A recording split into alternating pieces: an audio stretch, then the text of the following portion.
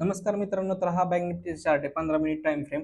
तर आपण काल सांगितलं होतं की याच्या खाली म्हणजे 47,360च्या खालीचा मार्केटने क्लोजिंग दिली तर मार्केट डाऊन साईडला येऊ शकते आणि मार्केट जास्त वेळ सस्टेन राहू शकलं नाहीये.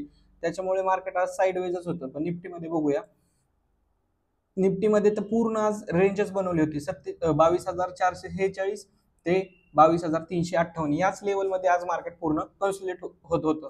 तर उद्या बघूया की उद्या 5 मार्च उद्या मार्केटमध्ये काय मुवमेंट येऊ शकते आणि उद्या फिन निफ्टीची पण एक्सपायरी पण आहे. उद्यासाठी महत्वाच्या लेवल कोणकोणत्या आहेत ते. तर उद्यासाठी महत्वाची लेवल बँक निफ्टीसाठी 47,517 त्याच्यावरती जर क्लोजिंग मिळाली तर मार्केट अपसाईड जाऊ शकतं. पहिलं टार्गेट असणारे 47,596, दुसरं टार्गेट असणारे 47,681. त्याच्यानंतर डाऊन साईड साठी सगळ्यात महत्वाची लेवल आहे 47,337, पण त्याच्या खाली पूर्ण प्रॉपर कन्फर्मेशन शिवाय आपण ट्रेड घेणार नाहीये.